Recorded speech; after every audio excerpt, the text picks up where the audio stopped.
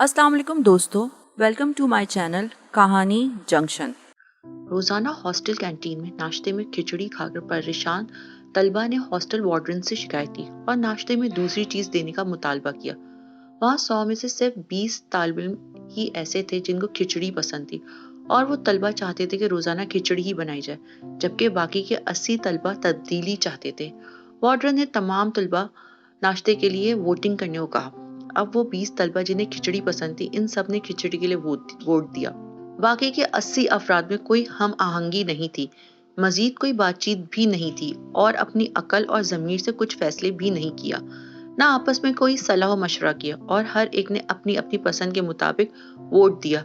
अब वोटिंग का नतीजा कुछ ऐसा आया: 20 खिचड़ी, 18 अंडा पराठा, 16 पराठा चाय, 14 रोटी सालन, 12 रोटी मक्खन, 10 नूडल्स, 10 पूरी सब्जी। अब क्या हुआ, इस कैंटीन में आज भी वो 80 तलबा हर रोज खिचड़ी खाते हैं। पाकिस्तान का हालिया इंतखाब भी कुछ ऐसे ही मिसाल है। यहाँ आप 80 हैं, आपका इत्तेहाद क्या कर सकता है, आप अंदाजा भी नहीं कर सकते। 20 से शिकस्त सिर्फ मुत्तहद ना होने में है, तो एक बन के रहो, मुंजिम रहो और जद्दोजहद करते रहो, तभी कुछ तब्दीली मुमकिन है, वरना वो खिचड़ी तैयार है अगली नस्ल को खिलाने के लिए। आज के लिए इतना ही, मिलते हैं अगली कहानी के साथ।